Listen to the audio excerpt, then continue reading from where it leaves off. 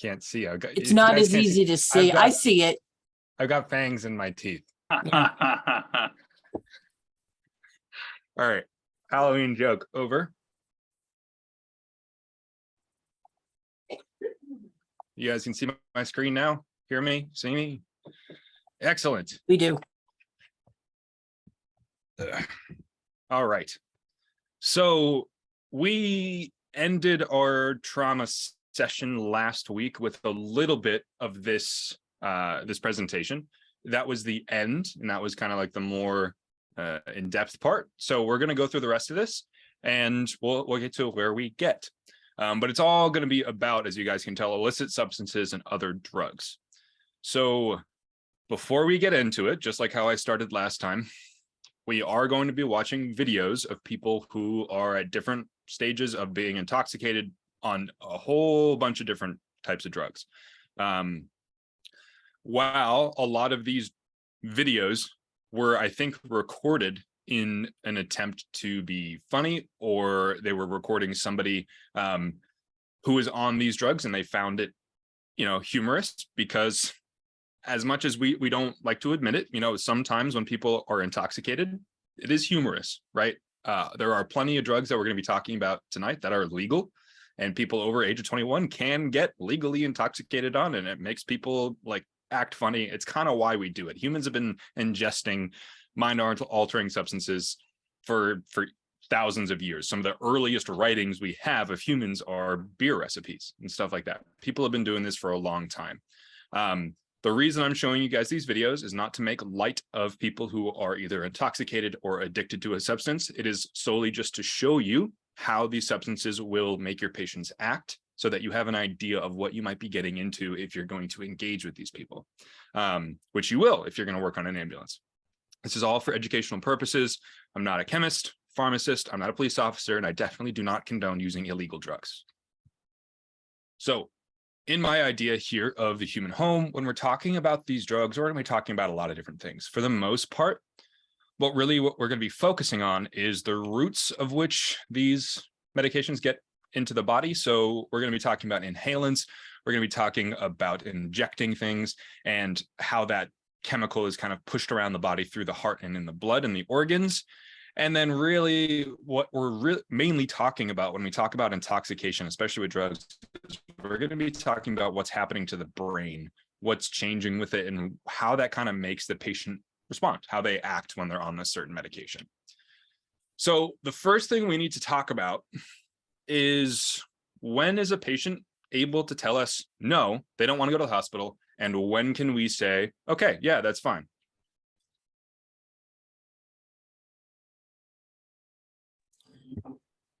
When they're coherent. When they're alert. They can't be mentally altered. Yeah, so I heard coherent, I heard not altered. They need to be alert, essentially. So it's not just enough for them to be awake. They also need to be aware of who they are and what's going on. They need to be cognitively sound, right? We need to determine that. So what happens when a patient says, no, I don't want to go, but we can't leave them? We have to transport them. What happens? Besides trying to talk them into it, do we call the police for assistance if they won't go? Okay, yeah, that's one way that we can do it. Talk them into it. If they really don't want to go, great. That's fine. If they're conscious alert oriented, we have other ways to go around. We might be able to call the police, see if they can help us. Now, I want to jump back to that first bit a little bit. What happens if somebody says no, but you really think they need to go, but they're conscious alert and oriented ×3? Then they have that right to refuse. Yeah, they do. They absolutely do. And that can even mean somebody saying, hey, you know what? Yeah, I know I'm going to die. I want to die at home. Right. And that could mean that you say, absolutely, I completely understand. I would urge you to seek help if you really want it. Otherwise, I can't make you go. So there are times that we are legally required to leave somebody who might not survive later that day.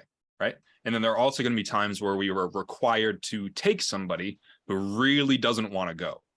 So our issue here is, especially when it relates to drugs and altered mental status, is where do they fall, right? are they able to say no? Or are they intoxicated enough where we can't legally leave them? And that's a challenging thing to do. And that's kind of one of the things we're going to focus on here is talking about our opportunities or how we're able to engage with these patients. So here is a segment from our protocol. It's police custody, right? So the ones that are the words that are underlined, that's the important part. So it basically says it's a civil status in which an incapacitated person is detained by law enforcement for the purpose of assuring the safety of that individual or the public. Excuse me, I just drank seltzer. Assisting the individual to returning to a functional condition, or, patients who present with evidence of incapacitation may be placed in protective custody and transported by the police to the hospital instead of by us. So we have this ability within our protocol. It tells us what the purpose is, and it gives us the information about calling the police who might be able to help us out. Now, it also references the Vermont state, essentially, police protocols in here, and we'll be talking a little bit about those. So while it falls into our protocol to call for police and ask them to help, the patient's condition might mean that the police, it is not within their protocol to take them into protective custody. So this is one of those things we might need to be talking with the officers about. Now, the other thing is, if the police restrain this patient, so they use handcuffs and we are going to take them, it is imperative that the police be with you. So either in the ambulance or following directly behind in their cruiser. Why is that important? So if the handcuffs need to come off in an emergency, they can take them off. Absolutely. While the handcuffs are there for either the patient's or our safety, it is incredibly challenging to provide accurate care to somebody who is in handcuffs. It is easier to provide care to somebody in handcuffs if they are handcuffed in front of themselves, but it's very much so almost impossible to provide good quality care to somebody who's got their hands cuffed behind their back. Because if we need to get access to their arms for interventions, we can't do it. If we need to lay them flat on their back with a good flat surface for compressions, like in CPR, we can't do it.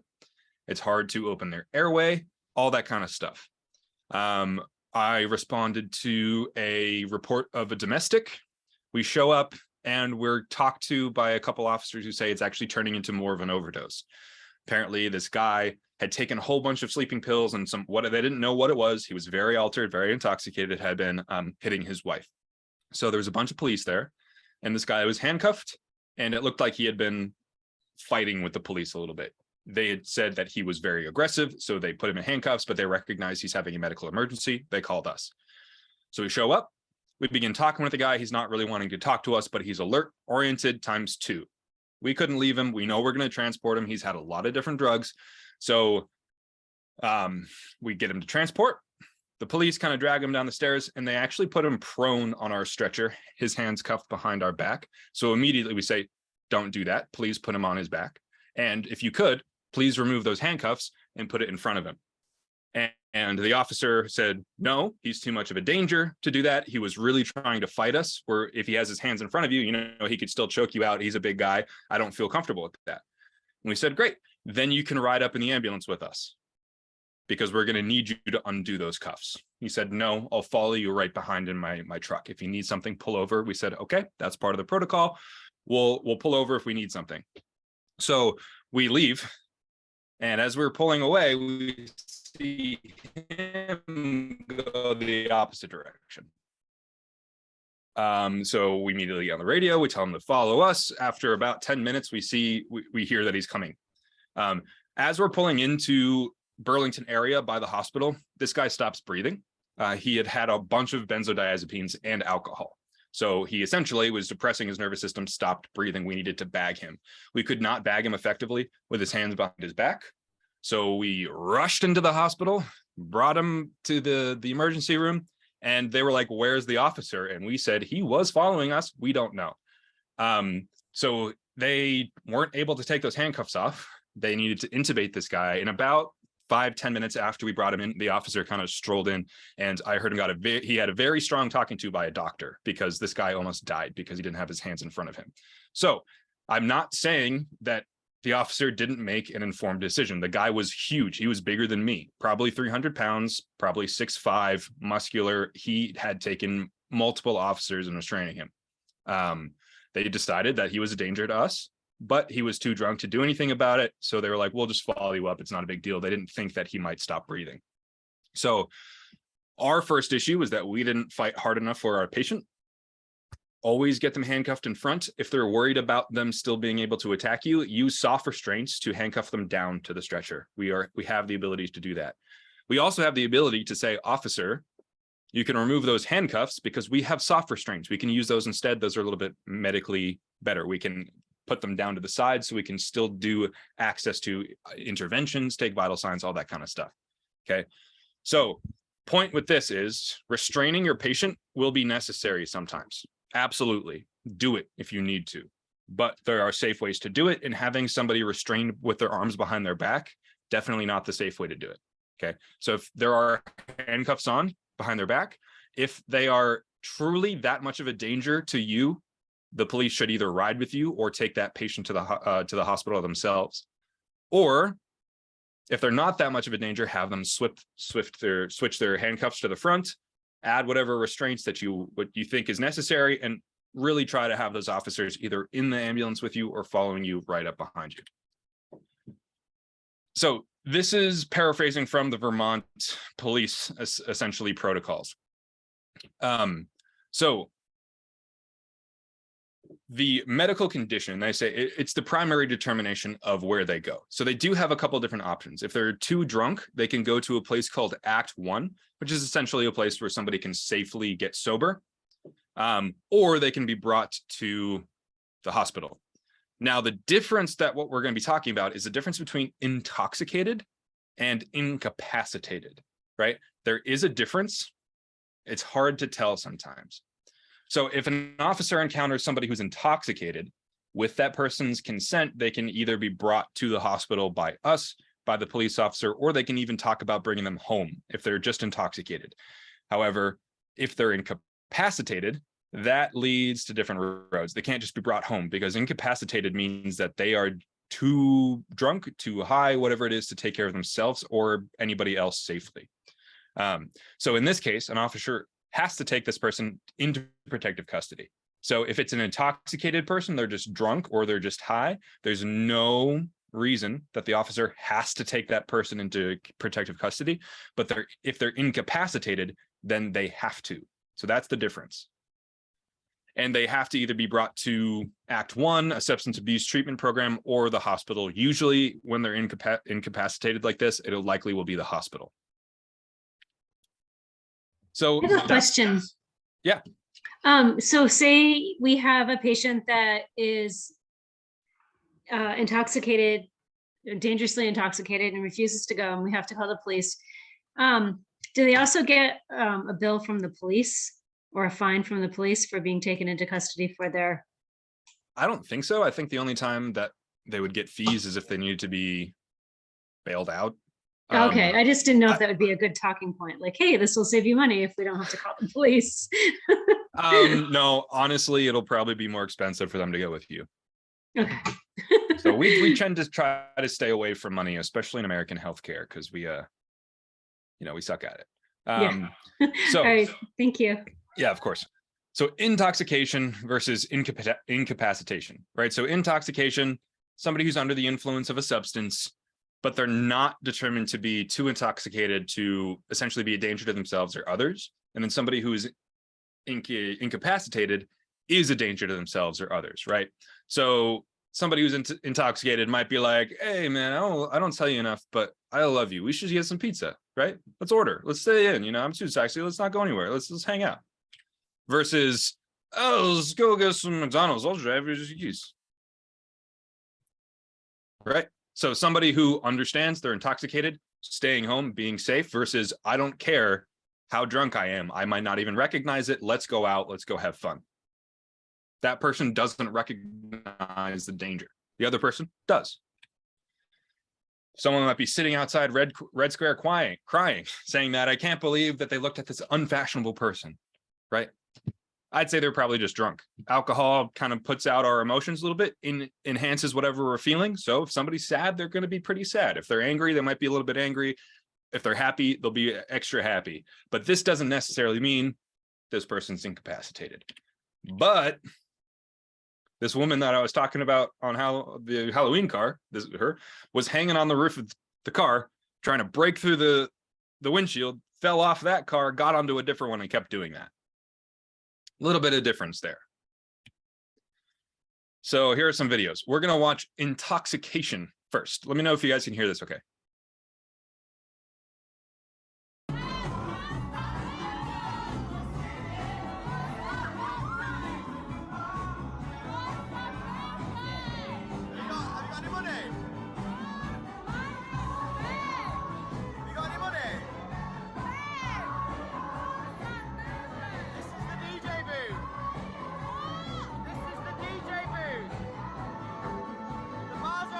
So that was Beth. She was trying to order 4 Sambuca at the DJ booth. It was a crowded room. Lights are pumping. She's going, just sees a thing with lights. Give me the Sambuca, right?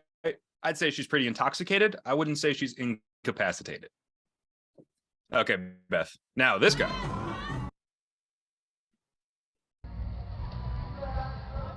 Trying to get his sandal on.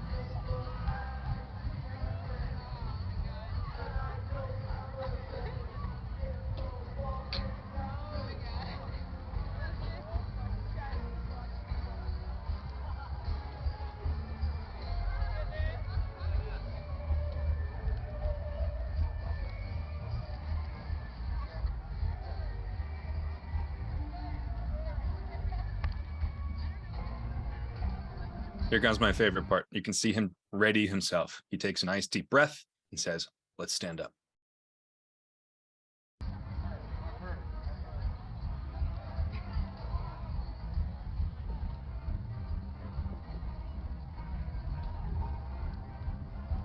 And he loses both his shoes. So that guy clearly not in control of his body, right? He knows he needs his shoes. He probably knows he's at a concert, but he wasn't able to do it. And if he got behind a wheel of a car or tried to do anything that took a lot of bodily function, he would fail and likely hurt himself, or he could hurt somebody else pretty bad. So here's a chart that I came up with here. So for our purposes, this is kind of a flow chart about how we could go about transporting somebody. So if the line is green, it means that we would do it. If it's red, it means that we wouldn't do it. Okay, so if there's an intoxicated, uninjured, and not sick person, if they want to go to the hospital, they say yes, great. We will take them to the hospital, or they could go to Act 1 or another facility or location. So we're on scene with an intoxicated person who the ambulance was called for. We have determined that they're not sick, they're not injured. They are, however, drunk, but they don't want to go to the hospital for what they're doing. I'd say, okay, right? We have a couple different options. Or if you want to go to the hospital, that's great. We can take you. But if they don't want to go to the hospital, they could go to Act 1, or they could work out a plan with the police to either go home or somewhere else. But if they say no, okay, sorry, we can't make you go, right? They might be a little bit drunk, but if they're CAO times 3, they don't have any injuries and they're not sick, and they say no, we don't take them. If they're incapacitated and they still say yes, great. They want to go to the hospital. They know enough to say, yes, I want to go. Fantastic. We'll take them, transport them to the hospital. If they're truly incapacitated, they likely need the hospital. So going with us, it's a good option. If they say no, too bad. I can't legally leave you. You're a danger to yourself and other people.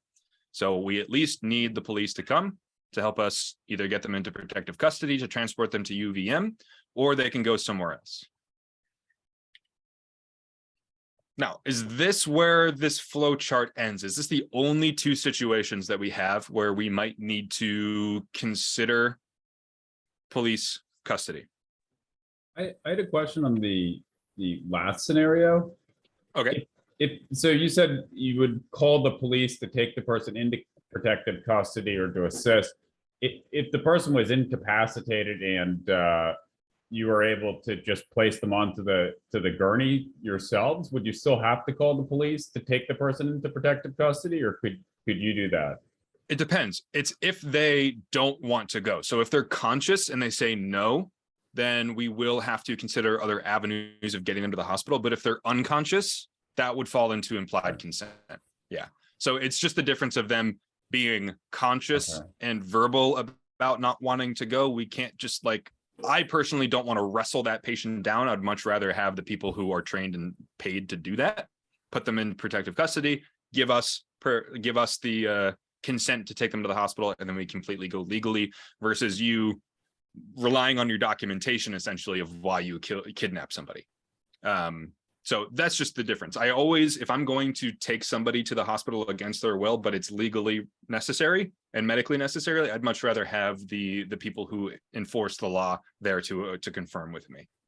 But if they're unresponsive and they need to go, take them. You're completely protected. Hey, Kevin, is there some sort of algorithm to differentiate between intoxicated and incapacitated? Because I felt like that first girl was pretty much a mess as well. So, how do you differentiate? Because, we don't want to be calling the police every time you stumble upon somebody who's been drinking and you feel because there's always a risk, right? If somebody does 10 shots and you show up on scene 5 minutes later, that hasn't really kicked in yet. And so the potential is there, but the initial response isn't the same. And so is there some sort of, there's probably not, is there? Nope. It's all judgment. That's why it's tricky for us, because we don't have an algorithm. The algorithm we have is CAO times 3. Can they meet that? Can they not? I have seen plenty of very drunk people. Yeah, what's your name? I'm Kevin. What time is it? This is roughly, I don't know, 6 p.m. 6 p.m. What are you doing right now? I'm just teaching EMT classes like I do every Monday, right? There are plenty of people who are like that, who can't stand, who would be a total danger to themselves, who are CAO times 3, called need something, right? It's going to have to be a lot of just intuition in our assessment. I will always urge you, err on the side of caution. If somebody's drunk and you don't know what they've taken, if they're not telling me, I'm like, have you had anything to drink? And they're like, no. Have you had anything to any other intoxicants? They're like, absolutely not. I'm going to be like, okay, I don't trust you. You're incapacitated. I can't legally leave you. Versus somebody who's like, yeah, I've had 3 beers. I fell down. I scraped my elbow. It wasn't really a fall. I kind of just someone thought I needed an ambulance. They called 911. I'm good. Really scraped my elbow. That's it. I'm 21 years old. I can be like, okay, I feel better about that. You might be intoxicated. You've had 3 beers, but I don't think you're incapacitated. I don't think you're at any risk of hurting yourself any more than scraping your elbow. Right. I mean, if we went through the mindset of just anybody could get in a worse situation after we leave or after we cancel. That's kind of one of the things that I always kind of worried about. Are you okay for me to cancel? And so it's going to be up to us. And really, we should be advocating for everyone to go to the hospital who needs it. And so if someone's really drunk and they've hurt themselves, they should go. But we can't force them if they're only intoxicated. Just like how we're not giving Narcan because people are on opiates. We're giving it because it's killing them or it's going to kill them in the next 5 minutes. It's kind of how it's going to have to be with this. Okay, what is my assessment? What does my gut tell me about what you're going to do, what you have done? If you don't like it, call the police, have them come with you. They will likely be there already, and talk with them about avenues. Advocate for your patient. But yeah, sometimes it's going to be one of those, you might not feel very good about some of the cancellations. But there's so far that the law can go in what we can do. So it's a tough one. It really is. It gets even tougher with kind of this next section. Mental health emergencies really go hand in hand with intoxication emergencies a lot of time. If somebody's having a crisis, it usually is exacerbated by drugs or alcohol, and likely they might have just been a tad on the depressed side, and now that they've been on a binge or they've had a lot of drugs or alcohol, they might be feeling actually suicidal, right? And they might be feeling drunk enough or high enough to go through with it. So a lot of times these can kind of come together and be the same calls. So people who are really intoxicated, they are likely being called for a mental health crisis. But it also doesn't have to be engaged with drugs or alcohol. So we see a lot of mental health calls. It's one of the actually more common calls that we see. We tend to do PFA quite a bit. But similar to this, right? If somebody having a crisis wants to go to the hospital, we can absolutely take them. They can either go with us or they can go with PD, whatever makes them more comfortable. If we're really having a good day, if we show up and somebody who's having a mental health crisis says, yes, I want to go to the hospital. A lot of times it takes a lot of convincing, a lot of long conversations. So if they say yes, that's a good start. If they say no, that's when it's going to get tricky. But Vermont does have a lot of good backup resources for this situation. So if they say no and they say, I'm adamant about killing myself and I don't care who gets in my way, I will kill people to kill myself, which is a pretty common thing that suicidal people will say. There are very, there was an EMT from Richmond, I think, who was killed because a woman wanted to commit suicide. So she crossed the highway. And so she was trying to kill herself. She didn't, she killed somebody else, right? In her mind, it was about her, not hurting other people. That is pretty common when it comes to suicidal people. So if we can determine that they are a danger to themselves or others, if they say they're actively suicidal, they are 100% a danger to themselves. We'll take them. But in this case, they said, no, right? I'm just really depressed. I don't feel good. I'm not having a good time. I'm really, really sad. I don't know what's going on, right? We can call crisis, and crisis will either talk to them or they can send out the community outreach team, which has trained people who show up along with police officers. They are mental health professionals, and they actually go about actually counseling this person versus just sending them to the hospital where, the hospital staff will do that. So this is a really great thing that's actually come out in the past couple of years, where if somebody's having a true mental health crisis, you can call the community outreach team and they will send somebody there who will then take a responsibility for that patient. However, if they are danger to themselves or others, police will have to take them into protective custody, because this is the equivalent of incapacitation.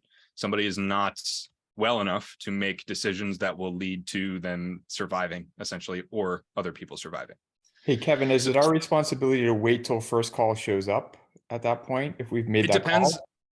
It depends. I'm not entirely sure. I believe we should definitely never leave our patient, right? So unless another provider comes, I would say wait there. But if the police are there, they can have them in custody. And if they're not having like a medical emergency that you have done any intervention for, like if you've done provided care to that person, you should stay. But if you haven't, and it's really just been you've shown up because there was a call for an ambulance due to mental health crisis, and you talk with police and the patient and you say crisis is coming or community outreach is coming, I'd say you're good. That's going to be different per call too. If they need medical treatment as well as this crisis intervention, it's going to be different. Again, intoxication and mental health calls, these are the calls where we're going to have to really, really try to figure out what's going on as best we can, really using our guts. Anytime you don't feel comfortable about leaving a patient, really do everything you can to make sure that you don't leave that patient without breaking the law. Of course, we're not kidnapping somebody for a gut feeling, but we want to advocate as best as we can. The longest I've ever stayed on scene to try to talk somebody who I thought was needed to go urgently but refused was probably about 2.5 hours. This patient was she was going to die in the next couple hours if she didn't go. She had major sicknesses. She was green and yellow, a combination. She had liver failure. She refused to kind of talk to us about what was going on. She went to go do something, and I had one of my crew members accompany her because she couldn't walk very much, and she saw that she had so many open sores, infected sores all over her body. And when I was talking to her, she's like, no, I'm fine. I'm not sick. Like nothing's going on. Like I don't want to go to the hospital because I don't need to. It wasn't along the lines of, no, I'd much rather stay here and die. It was, I don't need to go. And I'm like, yes, you do. Like you are probably getting close to death, like sepsis. So I stayed with her care provider, and we eventually got her to agree that somebody else would take her to the hospital. She wouldn't go in the ambulance, but her caretaker would take her. And I said, great. She died 3 days later from infections. So like, there are plenty of providers who probably would have said CEO times 3, doesn't want to go. Great, sign here, off with us. But like when I was talking to her, I was like, you don't register how sick you are. It's not that you don't want to go, it's that you don't think you need to. And that's kind of that difference. We're going to have to get into that. And really the best way to do that is just through practice and talking to your patients and just getting experience. I know that's kind of a frustrating thing to hear, is that there's no easy way to get ready for this, but you're going to recognize when you start talking to patients, you're going to say, oh, you're just kind of drunk, versus, wow, you're drunk. Like, I've heard about drunk, but you're drunk. It happens. Okay, so now past the legal stuff onto the fun stuff. So these are the different classifications of illicit drugs. So things that people can get high off of or abuse. So central nervous system depressants, central nervous system stimulants, inhalants, hallucinogens, dissociative anesthetics, narcotic analgesics, and cannabis. Cannabis was originally put into the hallucinogenic section, and then it was kind of combined with a dissociative anesthetic, and then it was kind of put into as a stimulant, and now they've just decided to make it its own thing called cannabis. For each one of these different types of drugs or classifications, we're going to be talking about the common drugs of that subset that are abused, the signs and symptoms of that use, the roots of how they do that drug, other considerations, and how we would treat somebody who is on this intoxicant. We're also going to define the routes of which they take it. So these do add a little bit of different routes sometimes, or meanings behind these routes from what we do. We can use a lot of these routes too. It doesn't differ between medicine and intoxication or abuse of it. Really, it's the same way that they get it into the body, but the use and the quantity and the precautions taken are different. So oral ingestion just means drinking or swallowing something for it to be broken down in the stomach and then get put out that way. Insufflation is the fancy term for snorting. So crushing down something to a small powder and then snorting it for absorption through the mucous membranes. Inhalation, so inhaling something. Typically we think of like smoking as this inhalation. This is also one of the quickest ways for intoxicants to get into the system. It happens pretty immediately through the lungs, the second to injection in IV. So then injection, that's either intravenous or IM. And then per rectum, putting up the butt, yeah, people do it. And apparently it works very well, because they wouldn't do it if it didn't.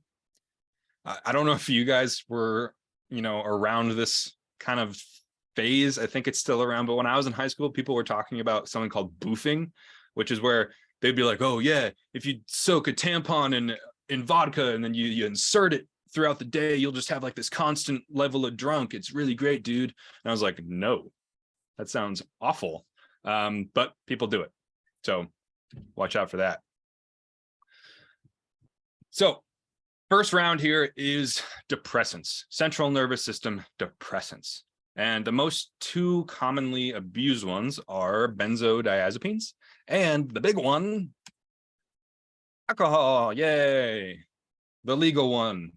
So alcohol is pretty much a benzo, but they are separated because alcohol isn't really placed into medical terms, right? Unless it's rubbing alcohol. Alcohol is legal for people to consume and get intoxicated off of, and benzodiazepines are not.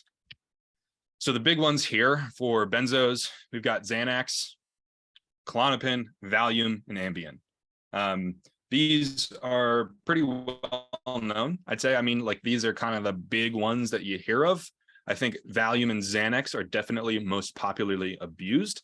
And yeah, Ambien is up there because it is a benzo. It's also, forget what the other one is, but it does have intoxicating effects if you abuse it. If you take too much and then you force yourself to stay awake, it has pretty severe effects. And then alcohol, which I put the very scientific terms next to their names, because that's because it's medicine, right? So these are very, very common.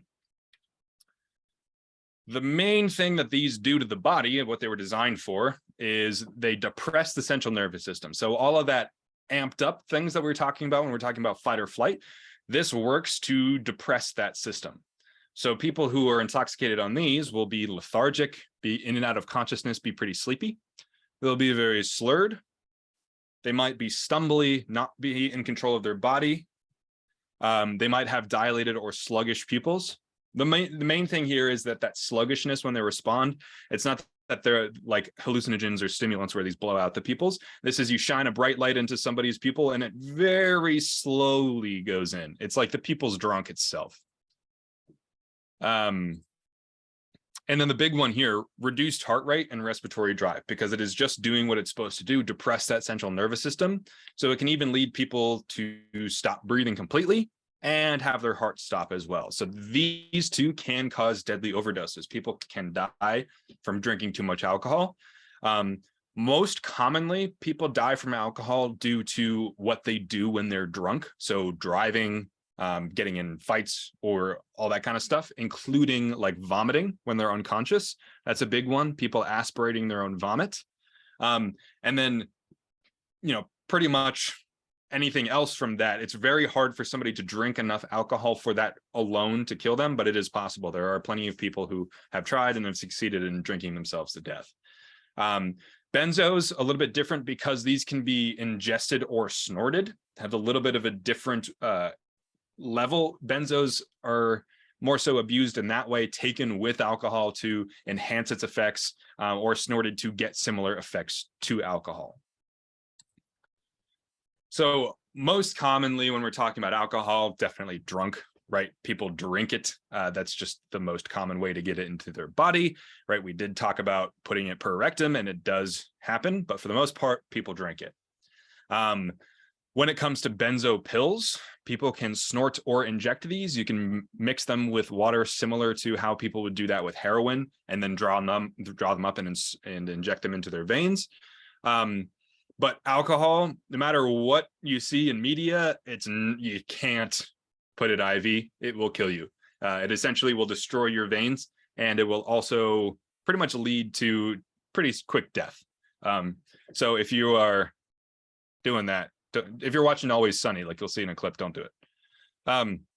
So a standard milligram of benzos prescribed is usually 4 to 6, and they're told not to exceed 10 milligrams per day. However, people will exceed those quite a bit, and benzos are often prescribed for anxiety disorders and seizure disorders. They work really well for those things if they are used as the doctor directs, but one of the issues that we see is like people with anxiety, usually also depressed. And if you are given a whole bunch of benzos, you have a pretty easy way, or a pretty common way out of if you were to consider suicide. So taking a whole bunch of benzos is definitely something that you might encounter. And then alcohol abuse, we really can range with this. You will see pretty much two populations for the most part. You're going to see really drunk college people who are binging. And then you will see really drunk alcoholics who have been drinking for a long time and who are really drunk. So I'm sure tonight and this weekend, the ED was just full of drunk people because Halloween, right? Holidays and all that kind of stuff really amplify the amount of people who are binge drinking. And then you're going to get kind of consistent people who have been alcoholics for a long time with other sorts of conditions that they developed throughout their life of alcoholism. It is not out of the ordinary for a really veteran alcoholic to consume a handle to multiple handles a day. So one of these big ones. It's crazy. Also, natty daddies.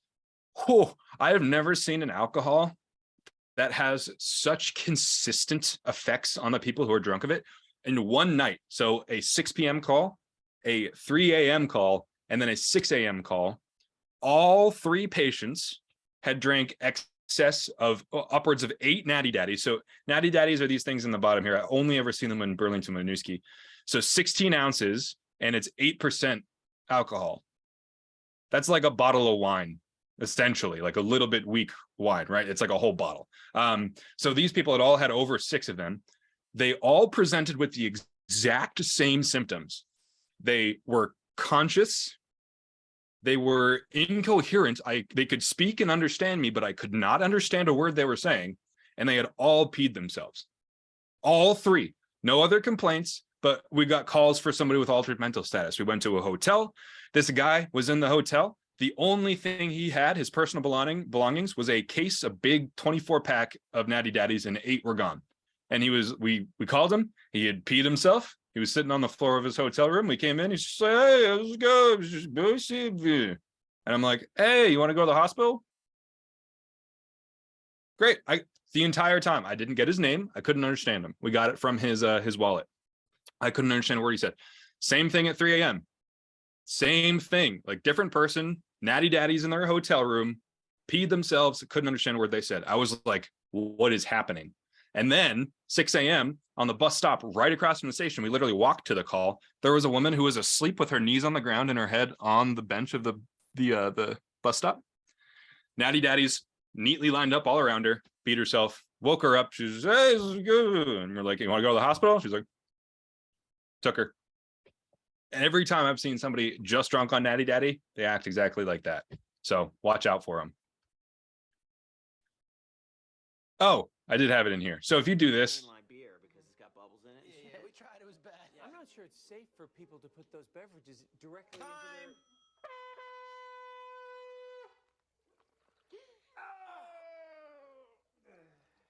yeah, that wouldn't happen. You would die. So don't follow them. Can't mainline. You'll be, there's a lot of Always Sunny in this presentation. Oh no. Okay, well, I was going to show you guys people on Xanax. Really, what it elicits is very similar effects to alcohol, but it seems a little bit more intense. So I would classify alcohol as like more sloppy and energetic, whereas somebody who's like on a benzo is going to be more tired and really just kind of out of see, similar to like opiates or heroin, where somebody is essentially like they're losing consciousness, but they're still awake enough to stay on their feet.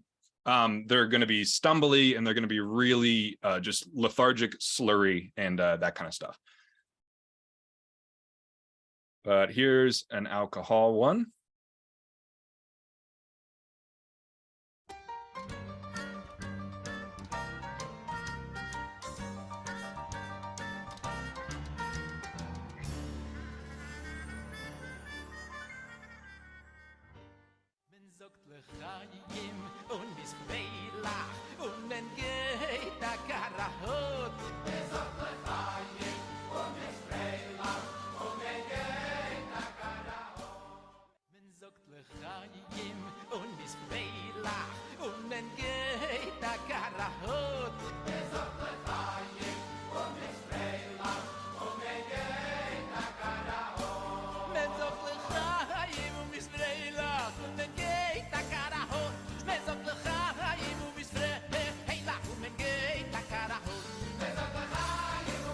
So I just want to point out that was 54 seconds. This video is 7 minutes and 41, and I'll just give you a preview. About 3 minutes later, he's still on the ground.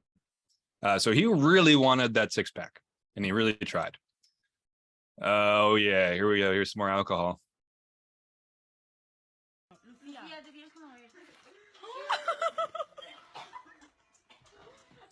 I can smell that. Like, I just that happens so often in the back of the ambulance. I can smell what that smells like. Now, the reason that is bad is because if she didn't have that friend there who would just happen to, her shoulder was giving her head that side thing. If she was laying on her back, all of that would have gone right back down her throat, could have suffocated. She could have aspirated, could have died, right? Alcohol, we can walk a very fine line with it, is very, very common, right? There are commercials for alcohol. Go out and drink, but do it responsibly, right? Like bars, all that kind of stuff. You could go to the store and get enough alcohol to kill yourself. Like, it's easy to do. It's legal. And most of the time that doesn't happen. A lot of people have very like safe interactions with alcohol. A majority of people do. But if you drink a little bit too much, it can get to that line. So indulging safely and ensuring that your friends do that too, it's also very important. So there's not much besides like airway management that we can do for people who are intoxicated on benzos or alcohol. We don't have like a treatment like we would for opiates, right? So if they're conscious, really, we just want to keep an eye out for vomiting. get ready in case they will. It can happen very fast. Like in the middle of a conversation, they'll be like, oh yeah, you know, I was just doing, then the, whoa, like that quickly. The amount of times I've been having a conversation with somebody face to face, and then I have to go full born like Matrix, like dodge the vomit. It happens quite frequently. So getting ready for that. So protecting the airway is a big deal here. If they're completely unresponsive, right, keeping them on their side, not a bad idea. Calling for ALS depending on the level of their ability to breathe, right? If they're not breathing or not breathing well enough, oxygen via BVM. And then also suctioning is going to be a big deal. So if they're vomiting a lot, suctioning that out of their airway, that is the goal here. Then also the danger of these drugs is that they can shut down the autonomic nervous system. So they can shut down the heart and they can shut down the breathing. So if it gets to that level, it might mean that we're doing CPR. Any questions about benzos and alcohol? What would the treatment for benzos be once they get to the hospital? And is there anything that a paramedic could do? It's a good question. I don't think there are any medications that we can give to reverse benzos, not that I'm aware of. Really, majority of the time when we're talking about overdoses, it's going to be, you know, stabilizing their ABCs and then letting them come off the drug. Like that's pretty much what we can do. It's very rare that there are drugs like Narcan that reverse specific overdoses. Like it's pretty much a miracle that Narcan exists. The rest of these drugs, we don't have that. So lots of fluid, like giving them saline boluses. That's one of the best ways to combat this kind of stuff, like really water down, give their body some fluid to fight it off. But a lot of these patients will just end up needing to be monitored to make sure that their airway is protected. And so that when they're sober, they can get discharged and get home safe, essentially.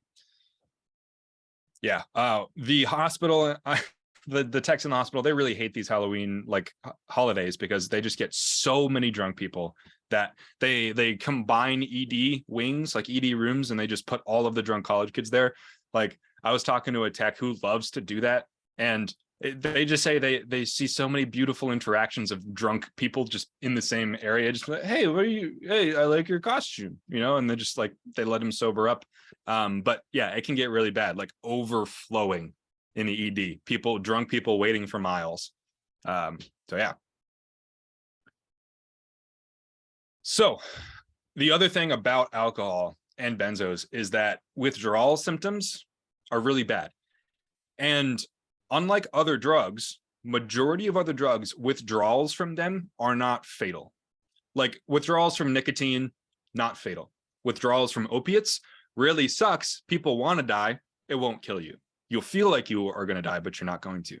Alcohol withdrawals can. If you're an alcoholic and you go cold turkey, that could lead to death because you can have seizures, really severe seizures. Like status epilepticus. So not just like the 2-minute ones, like constant seizures because your body is so requiring that drug. Can also lead to like hypertension and something called delirium tremens, where somebody is literally just tremoring. They can't stop. They're not having a seizure, but their body is just needing that drug. It's just so lost without it, essentially, that they can't like grab anything because their hands are shaking too much. So these are the patients, if they haven't drank in a while and they're not feeling very good, it's a good idea to bring them to the hospital so that they can help them with their withdrawals, because alcohol withdrawals can be fatal. That's something to keep in mind.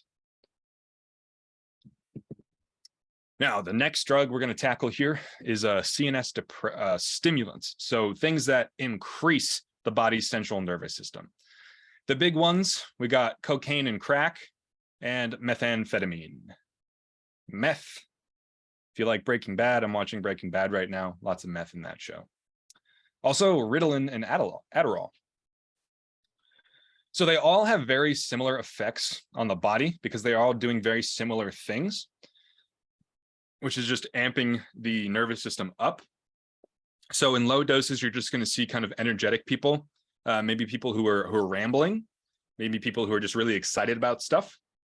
In higher doses, you're going to see like agitation and paranoid delusions. So people will say, you know, the government and the aliens, they're coming to kill me. I know it.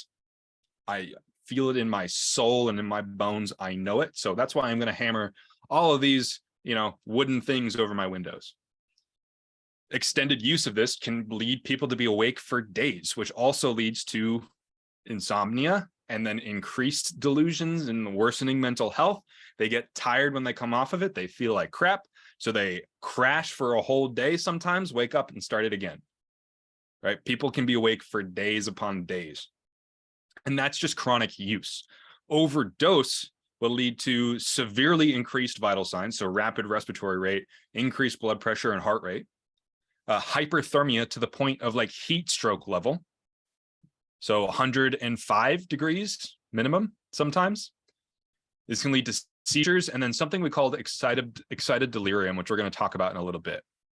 But essentially, they get so amped up that they can't do anything about it. All that energy needs to go somewhere, and they're really running their body dry. It's essentially like tapping a tank, or like filling your gas tank with like reserves, right? Like I'll get you back. Like I'll pay you later for this reserve, and really it's taking years off of their life as they go along. Methamphetamine, it's a big one.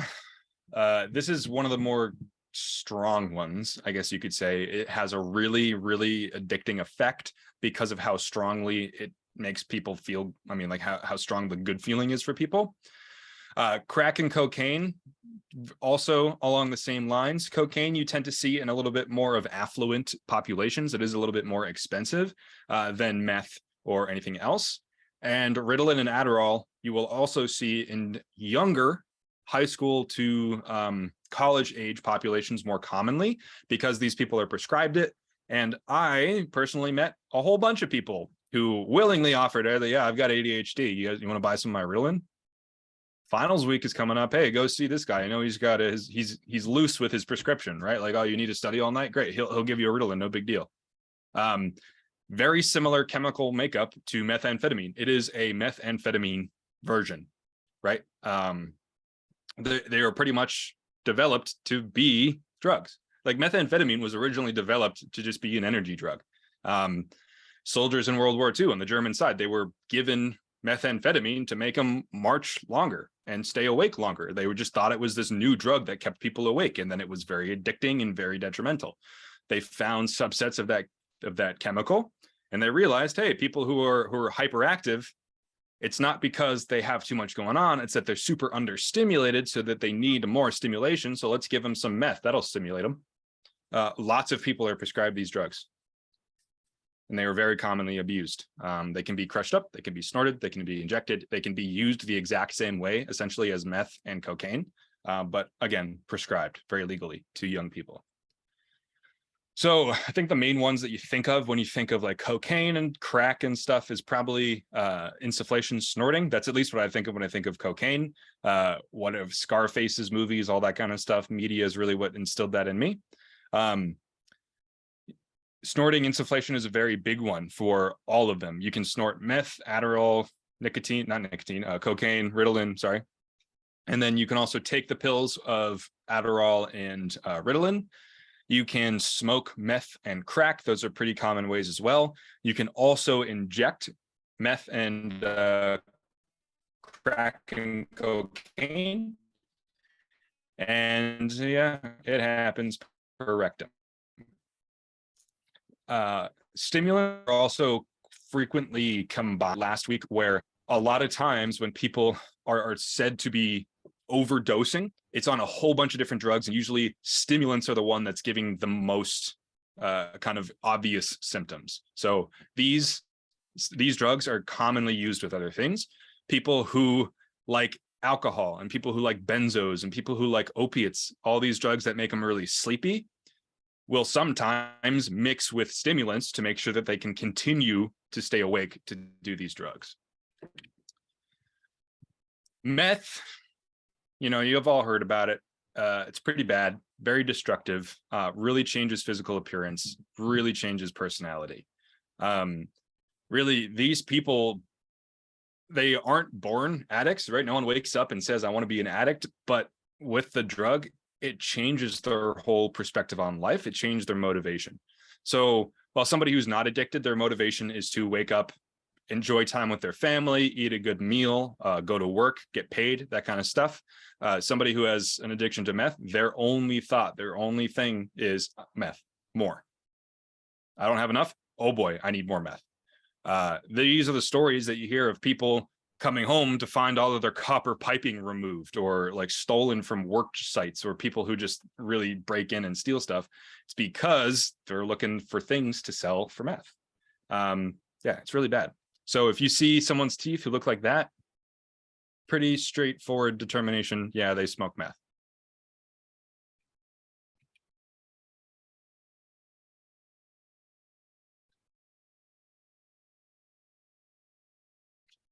Yeah, so read This is crack pipe. What's it called? This is called. what's the word? Crack pipe. This is my Disclaimer.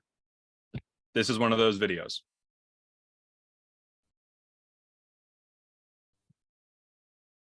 bitch. Allah, this is not for you. This is called crack cocaine. Yeah, this little shit right here. You smoke this, you lose everything. Yes, sir. Your teeth, your hair, and you look just like me. You ugly nigga. Allah, this is not for you or you or you. I love you. I love. This is my bitch right here. Allah, make love tonight, yeah. My Pinocchio. Hello. Good night, Grandma. Hello there. You put that, see? That's called The Rock. All right, we don't need to watch him do it, but you can determine how this is making him act, right? He is definitely an addict. He's verbally agreed that he is, says he loves it. You know, you can see the physical effects that it has on him, both personality-wise and also health-wise. Yes, thank you. All right, so treatment for stimulant overdoses. Prepare for a potential aggression, and it's not necessarily due to the fact of them hating you. It's just that they are so full of energy out of it that they don't know what's going on a lot of the time. Seizures are also very likely, especially if they've had a lot. So the best things we can do for this is protect the airway, protect ourselves, and also keep in mind looking for seizure-like activity, how we would treat seizures, and then also recognize that these can cause severe hyperthermia. So getting a temperature on your patient is going to be important, but if they're really, really red and really, really sweaty and flushed and hot, it might not be out of the realm of possibility that you might need to actively cool these people down if they have a temperature that is really high. That can lead to heat stroke, essentially. So again, best thing we can do a lot of the times, maintain airway, give oxygen if they're low, like PFA. Creative PFA is definitely what is important when it comes to intoxication, all that kind of stuff.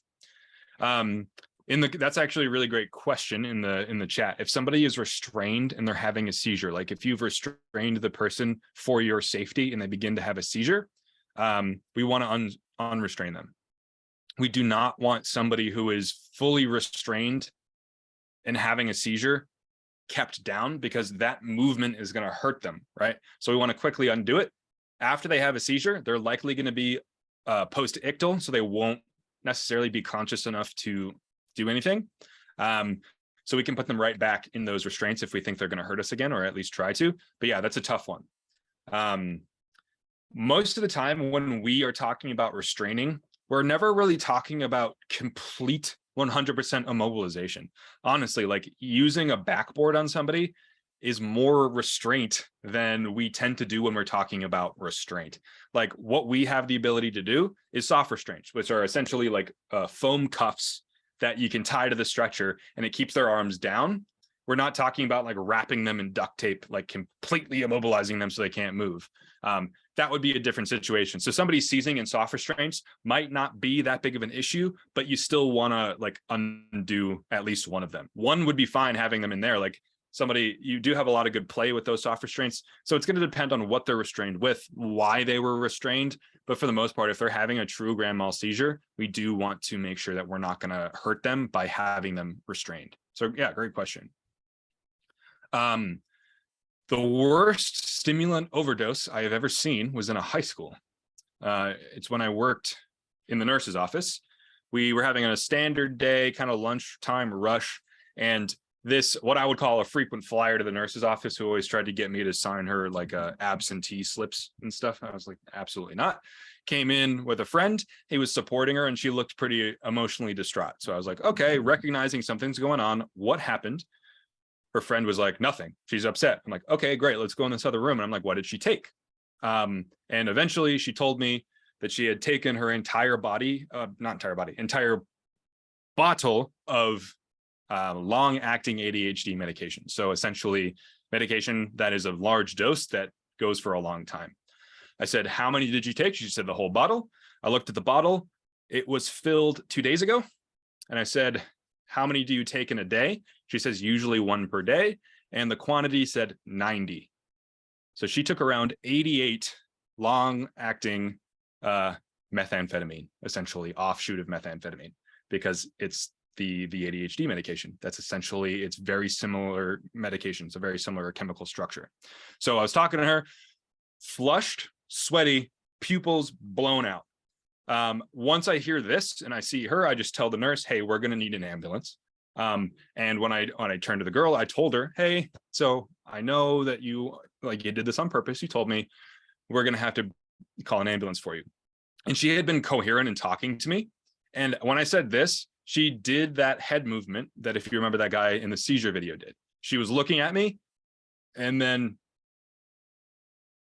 went like that. And I immediately was like, oh, crap, and went into a grand mal seizure, lasted about 2 minutes. Luckily, the high school is right across the street from the ambulance department. So they showed up within a couple minutes, brought her to the hospital. Everything is fine. But looking at her pupils, they were as big as her eyes. She was drenched in sweat, bright red, and she was having seizures. She had taken a lot of stimulants. It was not good. Next one, inhalants. So this one is loosely classified because even the people who define drugs were kind of just like, yeah, whatever. It's stuff that you breathe in, gets you high. Sure, whatever. Whatever does that, classified as an inhalant. The main ones, though, we tend to see like volatile solvents. So they're all toxic. So gasoline, paint thinner, if you're huffing that. Aerosols, so like dust off and hairspray, definitely not the musical. I'm sure some people can get high off the musical hairspray, but not a lot. And then anesthetic gases, so nitrous oxide. Nitrous oxide, fun fact, is within Vermont state protocols for advanced EMTs and up for pain management. And the joke that I was always told, I'm not sure if it's a joke, but I'm pretty sure it is the dose is however long the patient can hold the mask to their face. If they can't hold it to their face anymore, that's their dose. They are sufficiently, and Chris is nodding, so that's not a joke. That's the dose. Excellent. So as long as they can hold that mask to their face, that's their dose. So these are weird because it's patients who are inhaling both the chemical that is stored within these things, but it's also the fumes. So like everyone who's filled up their car knows what gasoline smells like, but it's if you continually just breathe in the fumes without any fresh air, it gives a high effect. Same thing with the aerosols and hairspray and paint thinner. It can have really severe consequences. Even cardiac dysrhythmia to the point where they have a sudden cardiac arrest. No, like anybody of any age who inhales something a lot, right? That's one of the signs and symptoms, sudden cardiac arrest. One of the first memories I have, I think, of my mom talking to me like about drugs was that there was a kid roughly my age, I think I was like 14 or 15, who in a school near mine was found dead with a dust off straw, like in his mouth. He had been huffing the night before, had a sudden cardiac arrest. And I don't know why that stuck with me, but like that was the first time I had heard about like a kid my age dying from drugs. The main thing we're going to see is really, it's going to be severe altered mental status. These people get really, really high. Did I put that? I forgot about a new video that I wanted to show you guys. I've got it in my drive. So they can be nonverbal to the point of not being able to talk back, but being conscious. They can lose like muscle control, so be kind of floppy like they would on alcohol. And then you're also going to really be able to smell or see that substance that they've been abusing. The ways that they do it, is through a whole bunch of different methods. We'll talk about it in a sec. But the root is inhalation, anything that somebody inhales. The ways that they do it is they can either inflate a balloon with a substance and then inhale whatever's in that balloon, or they can like spray it into a bag and then inhale that bag. They can just inhale the thing itself. I know that whipped cream cans are often used for like the nitrous oxide in it. And so if you hold the can in a way where the cream doesn't get expelled, but the nitrous does, people use it that way as well. Here, let me pause my screen share for a moment. I forgot to add this new video to my presentation.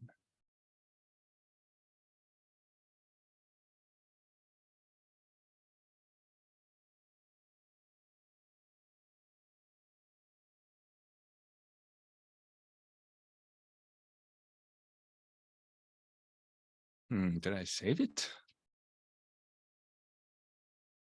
Oh, I did. So here's another one of those videos, guys. Again, I am not saying that this is cool to do. I just want to show you how it makes people act. Yeah, see this? Holy shit. This shit fucking hits like a boom. Like right now, dude, like I feel like fucking fuck your Xanax, dude. This shit only $3 a can, dude. $3, dude. I get as high as fucking meth. That's one of the other main reasons I wanted to show you guys this video is this kid's mindset. That is very accurate to the mindset of people who just want to get high. Whatever's cheapest, whatever gets me the most high, that's what I'll do. Like 10 times as high as meth, dude. Fuck meth. Shit, dude. Give me try some. Hell no. Dude, try some, dude. I'm not even fucking playing like Oh my fucking God. That's not an effect. That is the difference in weight of the chemical that he's breathed in. That is how his voice sounds. So similar to how helium is lighter density than air, it makes your voice high. That dust cleaner is a lower density than air, makes his voice low. Watch this.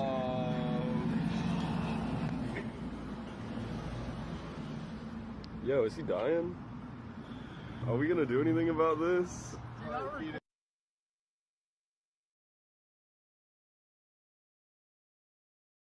Yeah, that's that video for you. So,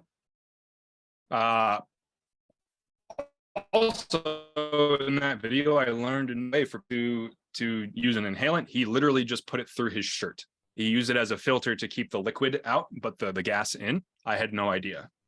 So treatments of this, airway breathing, circulation. Really, that's what it comes down to, especially with these. We need to make sure the scene is safe for us to enter. If they've been huffing enough where there could be like enough of that gas in the room, it could be bad for us, right? We could get that same intoxication. We're going to be able to see what they've been huffing. Usually it'll be residue on their skin or the bags or whatever. Again, they can asphyxiate because they just stop breathing due to the chemicals, and also they can have a sudden cardiac arrest due to the same thing. So you might be doing CPR on these patients. So doing CPR on somebody and you see a whole bunch of like paint or whatever, or you smell really toxic things, could give you a clue into what happened. It's not really going to be able to change our treatment because we're going to be doing CPR and we don't have any extra things to add on, but it could give you an idea of what to pass along to the hospital. And there's some more always sunny things because Charlie really likes inhalants and he was just the best reference I have for you guys. Ooh, here's a good one. Hallucinogens. So there's a relatively, how do I want to say this? Relatively, not accurate representation of a lot of hallucinogens throughout across media. Specifically, the big ones that we're going to talk about right here, shrooms, so magic mushrooms, LSD, and MDMA. They all are classified as hallucinogens. LSD and shrooms are probably the two most closely related here, and MDMA is actually a combination of an hallucinogen, and you can see a methyl in there. It is also a stimulant a little bit as well. So magic mushrooms, or psilocybe cubensis, that's the breed of mushroom essentially that contains psilocybin, which is the psychoactive material. It's a naturally occurring fungi, and it's been used in humanity for a long time, whether it's religious or other reasons, abuse too. There are a bunch of naturally occurring psychedelic plants that people have been using all across the world for a different number of reasons. Shrooms last for about 6 to 8 hours, and it's a pretty intense experience. All of these drugs are really intense for the person who's experiencing it, and that's kind of why we see the symptoms that we see. These drugs, with the exception of MDMA, they don't have a lot of like deadly effects on the body. They just have a lot of effects on the mind and how people see and perceive things, and again, how they act is usually what ends up getting them hurt. LSD lasts for quite a bit more time, sometimes upwards of 24 hours, and it's most commonly known as acid. The story behind how it was invented, it's kind of interesting. The guy was trying to just make, I forget what exactly it was, but it was just some sort of non-trippy medication. And so he decided to try it, and he took a dose of it and rode his bike home. I think he was in somewhere, and he reported that was just like, he took probably like 10 times the dose that most people take now. So it's interesting. It was immediately gotten rid of for medical purposes, but it stayed around because people kept making it. They kept creating it and changing things about it. Very commonly used for raves and like party drugs, that kind of stuff, along with MDMA. Very common party drug because it keeps people awake and has mild hallucinogenic effects. Lasts a little bit shorter, 2 to 4 hours, and it's known as Molly. So these patients, if they are not freaking out, if they're not having an anxiety attack, they're going to be very prone to how they feel. Essentially, they are very prone to changing moods very quickly because different things can have different effects on them. So they can go from very relaxed to very panic ridden and delusional pretty quickly. So PFA with these patients is going to be really important. You're going to have to be very creative. I've witnessed people, or Chris responded to this call where a person was high on LSD and jumped off of a bridge and survived, broke both of his legs, but he was high, didn't know what was going on, jumped. I went to a call where a guy we picked him up because he was in his boxers and he was screaming at a light outside at night. He was just yelling at it.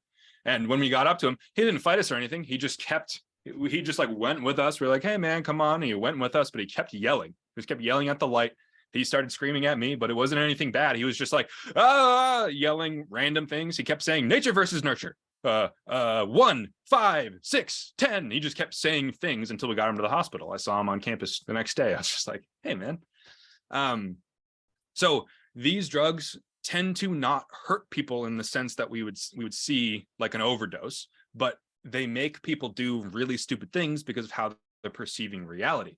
Another time we can talk about LSD is the guy, also with Chris, I watched this happen on security cameras, took 5 tabs of acid, probably around 3 a.m. And then at around 6 a.m. was seen naked running across campus. He assaulted a public safety officer. She had to go to the hospital. And then when police and the ambulance showed up, they saw him running across campus. They're like, hey, is that the guy? And he just, full-blown Terminator sprint right towards them.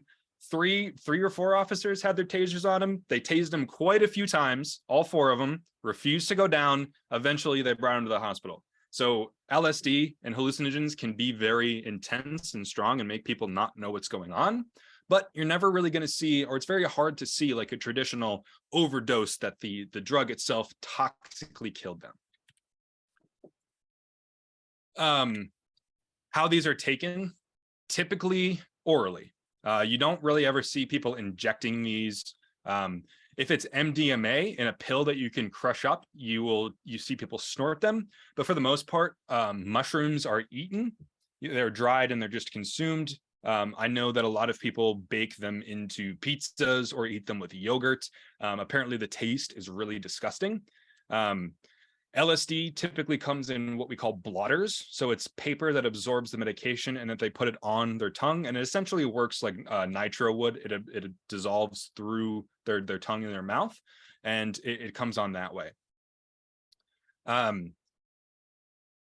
Also, some other things with specifically MDMA, ketamine, which we're going to talk about a little bit later, and psilocybin mushrooms, is they've actually had a lot of really good things come out with them in tandem with mental health. So used in clinical settings for psychotherapy actually has a lot of really good benefits.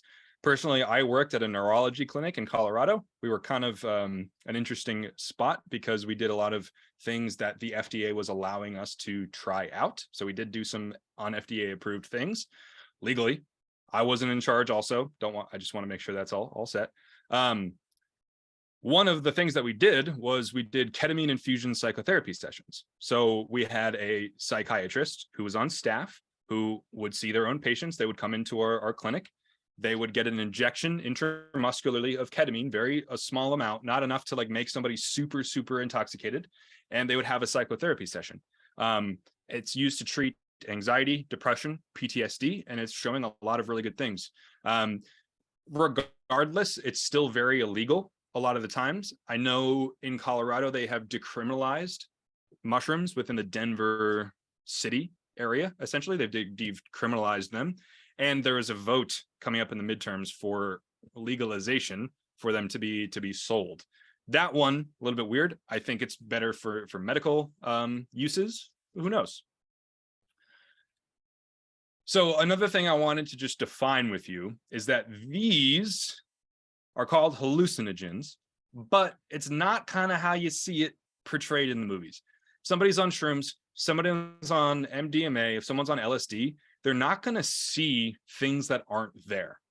They're going to have a change in their vision, which tends to show like weird patterns and shapes. But what's happening is more of a distortion of their ability to comprehend reality. It's a distortion of their emotions and how it interferes with their thinking. So it's not that they're going to take LSD and then see Darth Vader and go on Puff the Magic Dragon's back and fly across Narnia or whatever. It's not like that. It's going to be that they're just having very strong sensational reactions, which then kind of play out in how they interact with people. Now, dissociative anesthetics, that is different. We'll talk about that in a little bit. But essentially, if we're talking about hallucinogens, this is more so what our patients are experiencing without the emotional thing that I can convey. This is what they tend to see. So you could see how while things are kind of blending together and morphing and changing how they might perceive something that's not there as there, but it's more so the tandem effect of this distorted vision and how sensitive and expanded their brain is, essentially emotionally wise. They're having very strong reactions to things, and they're perceiving sensations incredibly strongly. It's not like, I don't know how to describe what our patients are feeling, but like it's not that they're seeing things that aren't there. That's just what I'm just trying to get across.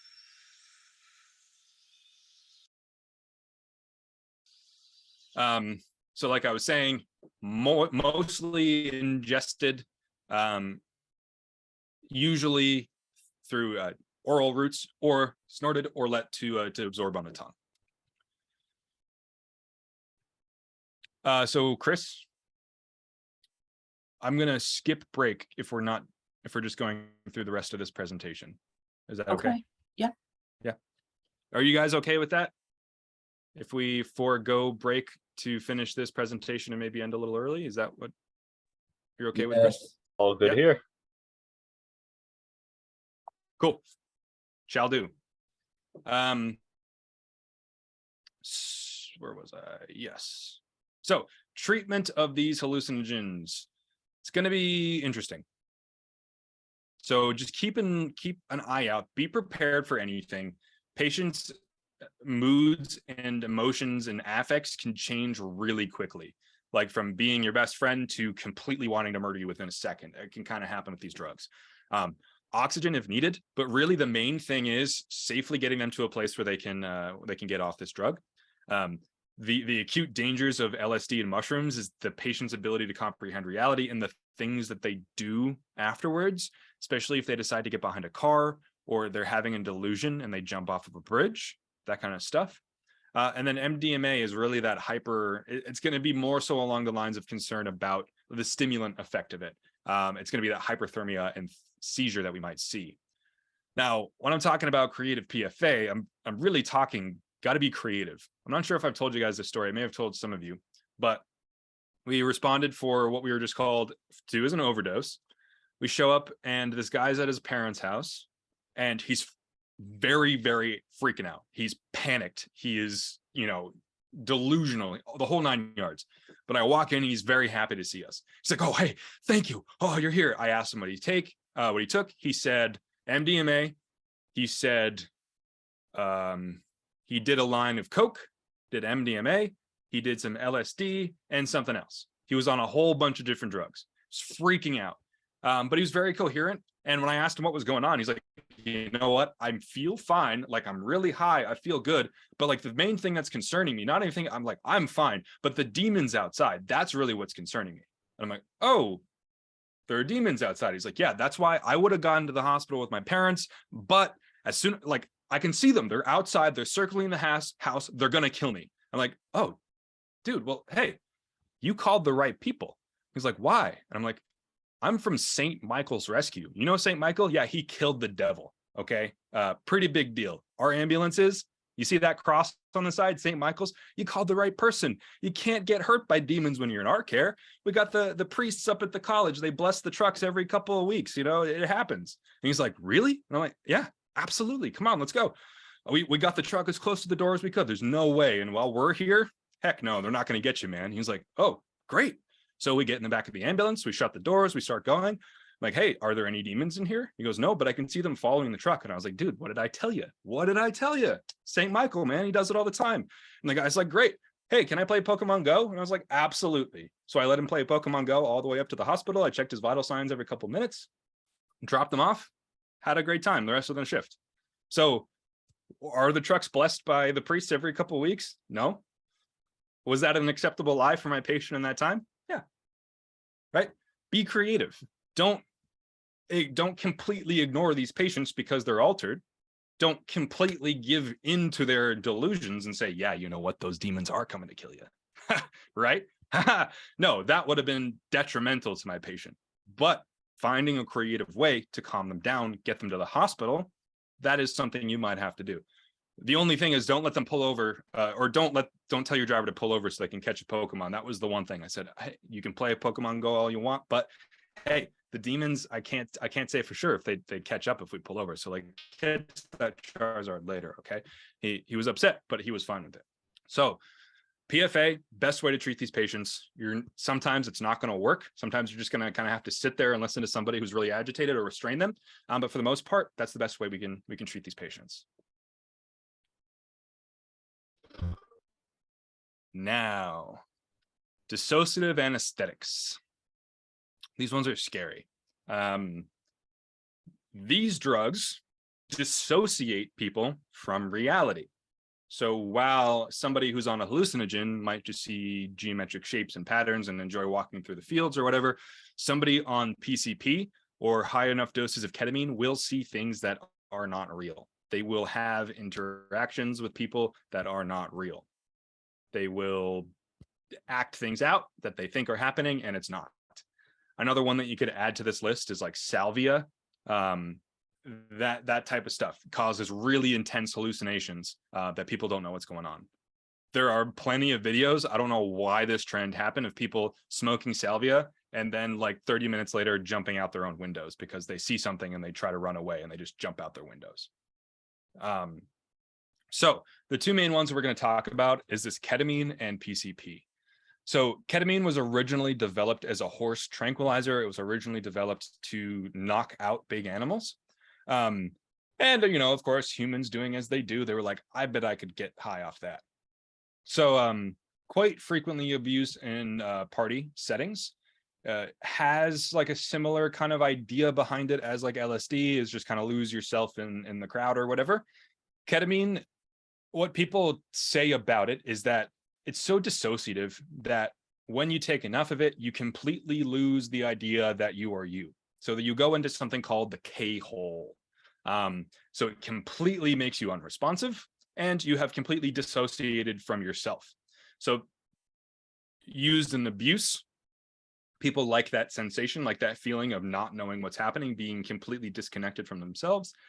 Used in medicine, for our purposes, it's really good at chemically restraining people who need it. If people are way agitated, giving them a good dose of ketamine will safely put them down without the side effects of opiates most of the time, and it will remove them a lot of times from the traumatic experiences that they might have through this treatment. That's the same kind of idea behind using it for therapy. You give somebody a little bit of ketamine and it gets them enough to dissociate themselves from the problems so that they're not looking at it as this is my problem. They're looking at it as this is a problem. How can I objectively conquer it? And it's actually been working. So paramedics can give ketamine for sedation, for chemical restraints. And while this is a good thing, in my opinion, there are some issues with it. I don't know if you guys have been following the Elijah McCain case at all in Colorado as well. He was a kid who died in police and paramedic custody, and it was determined that it was the paramedic's fault. They redid the autopsy, and he had gotten way too much ketamine. Like, I think it said 4 or 5 times the standard dose. So that medic was just pumping somebody full of a very intense drug. So I know that in the Aurora County, medics and all medical providers in the first response field, they have had their chemical restraints protocols taken away because of this. So there are a lot of medics out there who are not able to use these medications anymore. In Vermont, I've seen it happen quite a few times, people using ketamine to sedate. I have also seen it misused on an ambulance. I was riding with a medic who was a probationary medic in Chittenden County. So he needed to do some ride-alongs with other medics. We didn't have a medic with us. He was acting as an advanced EMT. I was a basic at this time. So we respond to urgent care for a person who's having really severe opiate withdrawals. So they were really feeling really sick. They had given this guy some sort of medication to calm him down, and that had made it worse, and they thought he was having a reaction with it. So we showed up, we were going to transport him, and the medic, or the probationary medic, was like, hey, this guy could probably benefit from some ketamine. He's really agitated. We might be able to calm him down. So he reached out on the radio to see if another medic was nearby. There was another medic. So they came, but this was also very close to the time where New York had its own protocols and Vermont was instituting its ketamine protocols. I'm not using this as an exception, but these medics essentially said, you know what, we're going to give him ketamine. Let's give him an IM injection. So IM shot. They gave it to him. And essentially in the next 5 minutes, he started losing his mind. He did not go to sleep like they hoped. He just ramped up. And I have never seen somebody so aggressively high in my life. You guys know all those videos of those people speaking tongues? He spoke tongues. I was like, there's no way. He started speaking tongues. We had to restrain him, all this kind of stuff. It was really bad. Turns out the medics had given him the IV dose intramuscularly. So they essentially just made him trip out. They gave him the perfect dose for like super psychedelic interactions and not the type that you want with the patient. So that was a medication error, and it really led to a pretty intense call. That I will remember that call for the rest of my life. Partially because I was interviewed for legal purposes afterwards of what I knew, and I was like, I have my EMT basic cap on. I sat on his legs. I said, medics, what do you need me to do? They said, restrain him. And I said, great. I know nothing about what you're doing. And that was true. I had no idea what they were doing. I had to have someone explain to me why a lower dose of ketamine was better. I thought they had overdosed him, because that's kind of what I thought about drugs at the time was, oh, he got too much ketamine, so that's why he freaked out, when really it was he didn't get enough. So that's why he freaked out. So ketamine is one that is abused frequently, but it is also making its way into medicine. PCP is not. PCP is just abused. If PCP ever makes it into medicine, the world has turned upside down. I don't know. So it was originally developed as an anesthetic, but it turned people psychotic, is what they said. It's like, wow, this drug that we're giving people to stay asleep during surgery, it sure is presenting with a lot of people acting psychotic and hurting other people. It's incredibly potent, makes people very agitated, very intense. It acts similar to a stimulant and a hallucinogen. You're going to see a lot of crazy stuff. These people have insane ability to withstand pain. There was a video I saw of a guy on PCP who climbed naked up one of those old wooden telephone poles and then grabbed it and then like slid down to come down. And he like turned and he just had massive splinters like impaled all through him, just walked away, didn't feel a thing. These are the drugs that you hear people getting tased like 17 times and not being phased, getting shot, not being phased. They also can be pretty dangerous. Ketamine in high enough doses can lead to people not being able to breathe, going completely unresponsive and stopping breathing. And PCP will tend to put people into something called excited delirium, as well as also providing that hyperthermia risk that we worry about. PCP is often mixed with other things as well because it is just a liquid. People tend to not like drink PCP. It's more so that they will dip like cigarettes or cannabis joints into the liquid and then it gives them the high that way. That's typically how people will ingest. It's usually inhaled. So these ones will lead people to dissociate from reality. These can cause true visual hallucinations, also audio and stuff. And this is also kind of interesting part. Another dissociative anesthetic, DMT. There was a study done where they had people get high on DMT in a lab, and I think it was 9 out of 10 people reported the exact same hallucination, where it all involved them meeting with a deity of some sort of religion, all across religions, even aliens, and having just a nice conversation. Like that's literally what people who reach that level of these medications will report. So literally they see things and engage in things that do not happen. It puts them into a vivid dreamlike state in high enough doses. So it can be really bad. Now,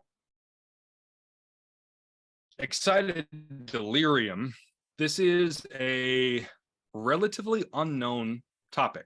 We don't know what exactly causes it. We don't know exactly what it is, but it tends to happen in people who have had a lot of dissociative anesthetics or stimulants. It's really dangerous, these calls, for both patients and providers. Kev, can I just say one thing before you keep going? Of course. The 2022 protocols are going to be coming out soon. And this is officially been changed to delirium with agitation. That is the new way that they're describing it. They're not using excited delirium anymore. So it's delirium with agitation. Okay. Don't write down anything on my slide. I just want to catch it now, because like I said, like we told everybody the protocols would be coming out while they're in class, and they'll be coming out within the next couple of weeks. So it's delirium with agitation. So agitated delirium, much different than excited delirium. It's a really interesting situation. So it's dangerous for the patients and ourselves because there is an 8 to 16% mortality rate of people who have this. And it's usually just sudden cardiac arrest, is that they freak out, they go on this crazy drug-fueled, essentially rampage, and then they die. And again, we don't know exactly what causes it, but the only kind of connecting factor is that they've had some sort of dissociative anesthetic or stimulant. So it causes severe paranoia, severe altered mental status, violence, resistance to pain, like unexpected strength, and hyperthermia and sudden cardiac arrest. It's crazy. So here is a video of a man with delirium of agitation, agitated delirium. Oh, why didn't it play? He is right there. Hey, get on the ground! Hey, get on the ground! Just sit down, man. So that's blood all over him. Told traffic for Clark. Come on, man.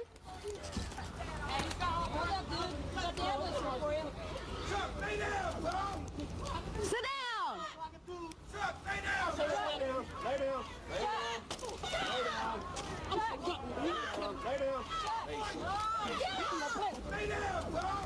He's gonna play with you. Give me his arm.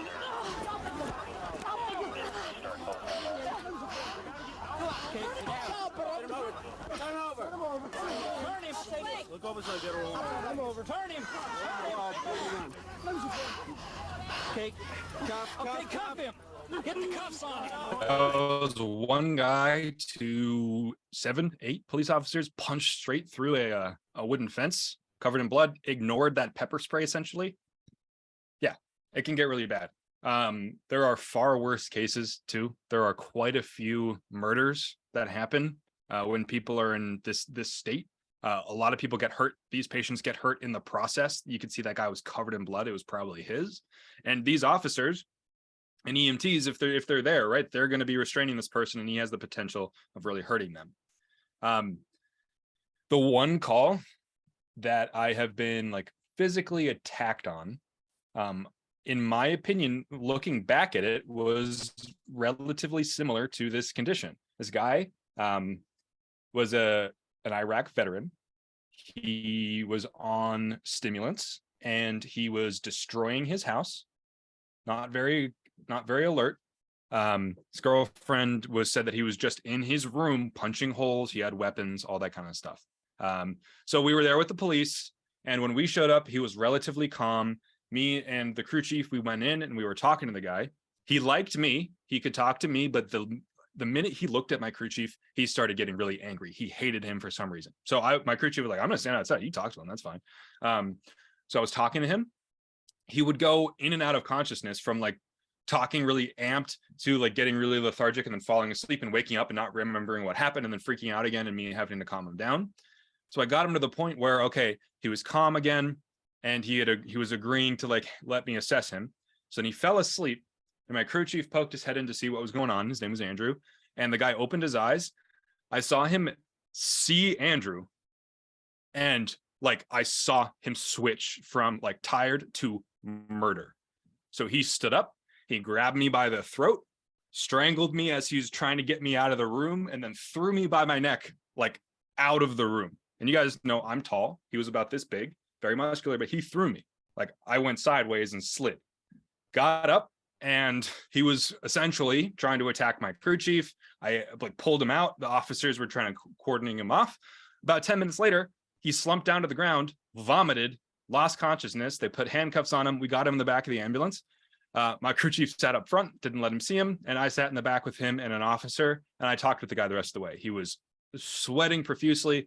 I sat with him in restraints. I took his vital signs every 5 minutes and I just dabbed his head with a rag. The entire time he just kept saying, I'm sorry, I'm sorry, I'm sorry. But that was scary. And he was like, there was no reasoning with him. Anytime I'd get to the point where he was calming down, he'd ramp back up and something else would happen. And it led to him attacking me. Probably shouldn't have been on that scene.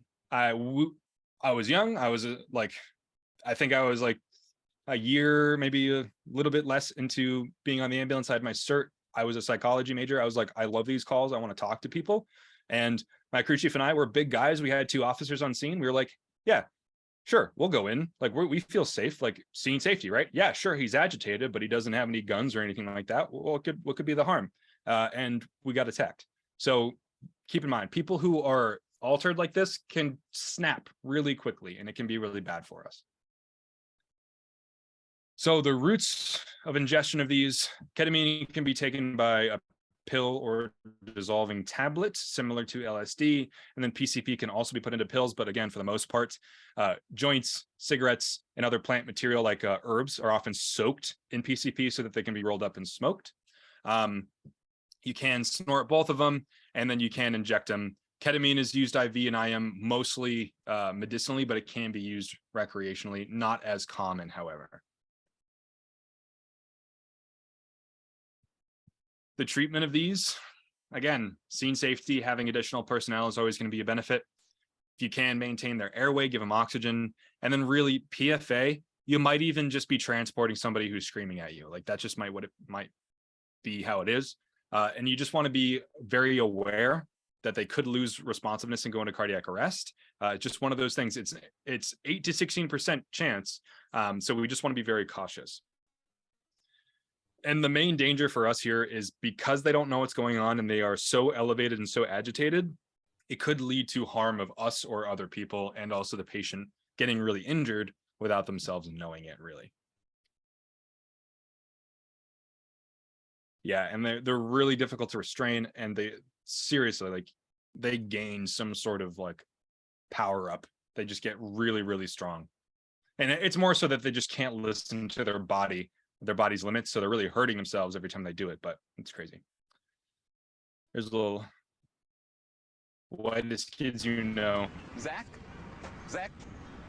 Kreger. Yeah. Trevor Moore. Yeah. How you doing? Good. I haven't seen you in like 8 years since senior year at Brown. Right. Yeah. It's good to see you. Look at you. You look great. Thank you. What do you got there? This is a gallon of PCP. Wow. A gallon. Yes. Yeah. That's illegal, right? Yeah, it's a felony. It's a felony. Yes. Wow. And here you are with it anyway. That is, wow. I didn't even know it came in liquid form. Okay, that one was just for fun. Whoa. So.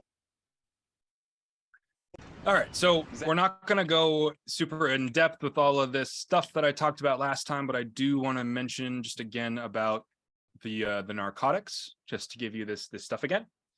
So opium, first narcotic, opiate, kind of developed from the plant of the poppy, turned into morphine, considered one of the original like narcotic medications used in medicine, also abused. All of these are abused. Heroin then turned from that for people who are abusing it, very cheap on the street drug, commonly mixed with fentanyl, and nowadays things like carfentanil are also coming around.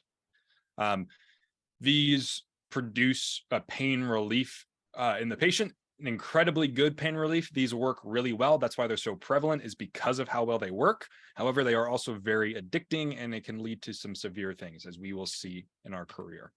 So again, the talking points for here, the best ways that we can help our patient, if outside of doing overdose, giving them Narcan, breathing for them, is if we're talking to an addict, is discussing ways that they can safely use. So brown and white heroin need to be broken down in water, preferably clean, sterile water, whereas black tar needs to be broken down with citric acid. So if people are using things like lemons or limes or Sprite or something like that, that is very unhealthy and not safe. Same thing if they're using dirty water, right? So we can direct them to the Howard Center where they can get citric acid and they can get clean water so they stay alive long enough for them to decide to want to get clean. Again, here's just a representation of the rough lethal dose of the direct drug itself. So injection, if you were to dilute and inject these into your body, this is what it would take to cause you to overdose and die. So you can see heroin mixed with fentanyl, right, could be really bad because you can't tell the differences. And a lot of times, dealers, distributors, they get their shipment, they divide it in half, they take their first amount, they cut that with a bunch of really good stuff like heroin, they mix it in there. They mix their heroin with fentanyl so that they sell this first batch, a bunch of people overdose, and all the addicts in the area think, wow, that guy has really good stuff. I want to buy from him or her or they. I don't care. You can be whatever if you want to deal drugs. And they take the other stuff, they mix that with baking powder, So then they sell that for the same price, doesn't get people as high. So they use overdoses as incentive, as advertisement.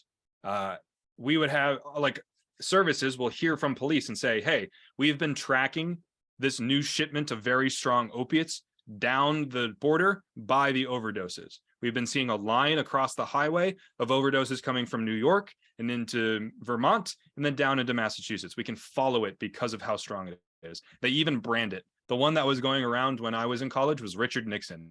It had Richard Nixon on the little baggies going like this, and it was heroin, making people overdose. Right? So they brand it. It is a business to them. Most commonly smoked but injected is the big one. It can be ingested pretty much any way. And signs like these track marks are really good indications that they are an IV user, and they are prone to infection if they're reusing needles, licking needles, not sanitizing the area, whatever. We don't need to watch these again.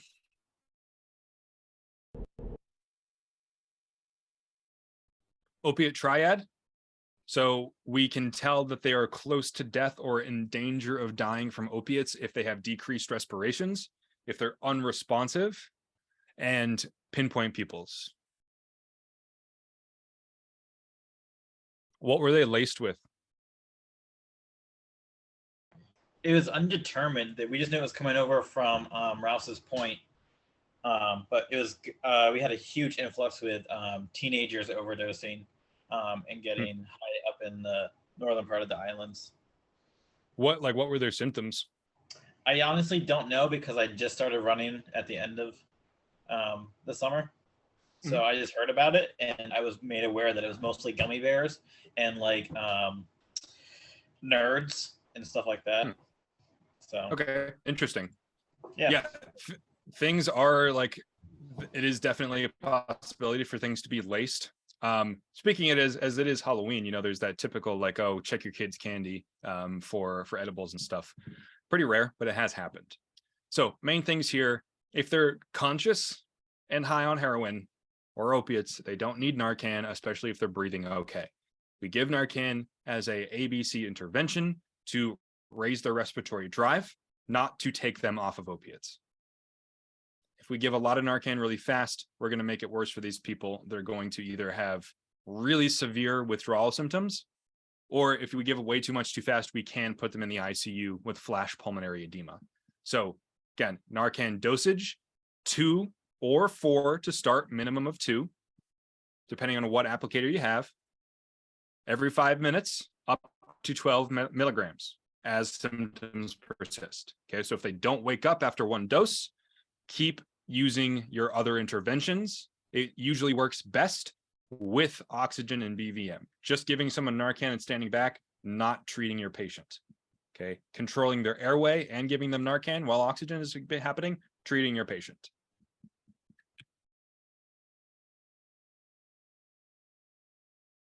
Yep, so the danger of these things, right? It's that respiratory suppression. So we could manage an overdose with BVM and oxygen if we needed to. Narcan definitely helps. You can wake somebody up from an overdose with just oxygen. It can help. Memes.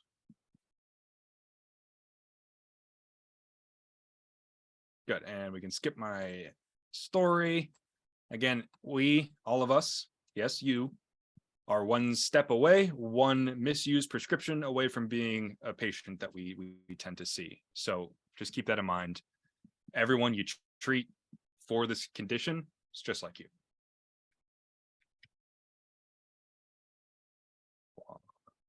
Howard Center, look this up if you're interested. Lots of really good stuff. Also, if you want to do some research into safe use spaces, in my opinion, those are some of the best things that are coming out around the opiate epidemic. Oh, also, there was one thing I wanted to just mention really quickly about in the trauma thing. Brandon didn't know my notes. When we're talking about, and this is completely different, I'm sorry, guys. When we're talking about sucking chest wounds and trauma care, if you are really interested in watching a documentary where you see some of that trauma care happen, there's a documentary on YouTube called The Volunteers. It is a war documentary. It is about a filmmaker who decides to film a movie about Kurdish rebels who are fighting ISIS. So he communicates with them and he gets smuggled into their country. And when he shows up, they essentially say, hey, so we smuggled you in here. You either enlist in our rebel forces for 6 months, or we tell the authorities that we smuggled you in here and you go to like an Iraqi prison.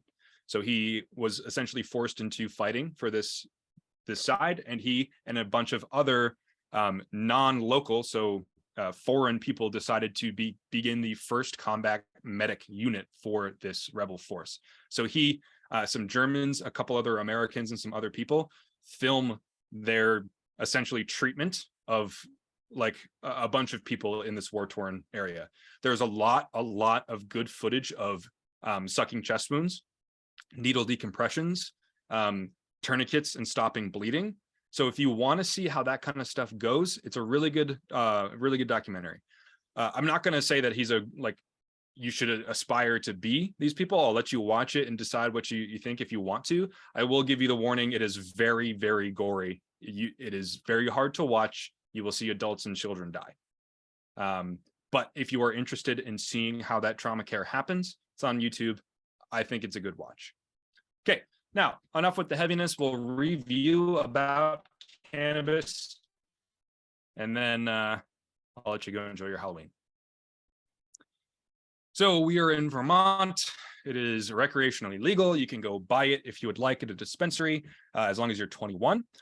So get ready for increase in cannabis overdose calls. The main thing that you tend to see is flower smoked. So it can be put into a pipe. It can be used really any type of way that you would smoke something and it elicits a high. Same thing with concentrates.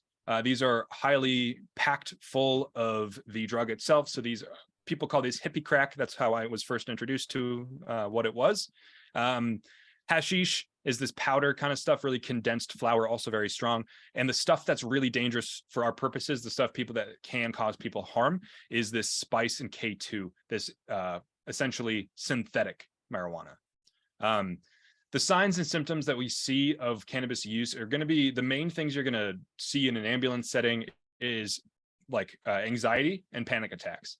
Majority of people who are transported to the hospital for cannabis have eaten quite a bit of it. It's one of their first times, and they all believe that they're going to die. It makes you incredibly paranoid, especially at those high levels of intoxication. And so these patients unless they have had other medications in their system, likely are not going to die from the cannabis. It would take a lot to do that unless you're an infant or a kid. So these patients, PFA, very important. Telling them you're not going to die. If all you had is cannabis, you're not going to die. But they can be pretty loud and pretty difficult patients to reason with. THC is that psychoactive. So people who smoke THC cannabis are going to have that traditional stoned kind of appearance. Whereas CBD, you probably won't be able to tell if they're on it, doesn't have any psychoactive effect, and it's actually pretty commonly used in medicine these days. Most common way is smoking, inhalation, whatever way you could imagine, essentially. Also, edibles are coming out, and they can look very appetizing in these fancy, pretty colors. So kids tend to get into them. That's why most of these need to be child locked. There was an interesting show that I forgot to mention last time called Bong Appetit. It was on Hulu and it's on Viceland. It's kind of interesting. It's a cooking show. So they have like a professional chef, they have the host, and then they have a cannabis expert, and then they bring in guest chefs, and then they make a like 3-course meal where every single item of food has cannabis somehow infused into it. It was really interesting to watch. It was just kind of weird, like it's that typical like, hey guys, welcome to California on this sunny day. Let's take a look at what we got in store for you now. But it's interesting. You can pretty much put cannabis in any food. So if somebody eats something, you can expect them to get high. Again, like I was saying, in order for a drug to truly overdose you, kill you because you have ingested that drug, you need to surpass its like therapeutic threshold. So THC has a very hard threshold to reach. You would need to ingest 1,000 milligrams for every kilogram that you weigh in order for it to kill you, essentially, and that's hard to do. However, with the new concentrates and how things are developing, we might see a day where there is enough dosage where people are truly getting injured like this. Kids are an exception, right? If they were to open a whole bottle of those very strong edibles and take the entire thing, that could lead to toxicity for them. But typically for adults, it's almost impossible. ODs of cannabis tend to be psychological. They tend to be anxiety, paranoia, panic attacks that present as elevated with that intoxication. These different drugs, right? That's their LD50. So heroin, 21 milligrams per kilogram. That's what it would take. And cannabis is way more than that. It's that 2,700. PFA is the best thing we can do. And then also just registering that while it's a safe medication, it's not with people who act. It's not with people, right? Nothing is safe when we're around humans. Again, majority is medications, not majority. So the ones that are going to cause hallucinations, cannabis, things that aren't going to toxically kill you will tend to kill people because of their actions, right? So I showed you this picture of this kid who killed himself by accident, and a biker. One of the first and most traumatic calls I've ever been on. And it was determined that he did it because of cannabis. Again, that is misleading. He didn't get in his car and kill somebody because he smoked, but it definitely assisted in him not being able to control his car or himself. So the danger, again, is these synthetics. They can lead to overdoses and seizures and some really bad things. So hopefully, as we see a trend in legalization, we're going to see less of these things because they are spawned from it being illegal, people trying to find loopholes. Hopefully, we won't see any increase in synthetic stuff, but we can't for sure say that it's gone. It is legal to sell in a lot of places. You could go into like some head shops or like cigar shops and you can find K2 or Spice. I'm not sure about around here. I really haven't looked for it, but it's potential to be around. There's my final meme. Halloween. Tones for toe pain at 3 a.m. Definitely scary. And that's it. You guys have any questions at all? Do we see much with, say, muscle relaxants or anything like that? With people ODing on that stuff? Sometimes, but it's not the most commonly abused kind of stuff. Muscle relaxers definitely do have the potential to do that, but not in my experience. Okay.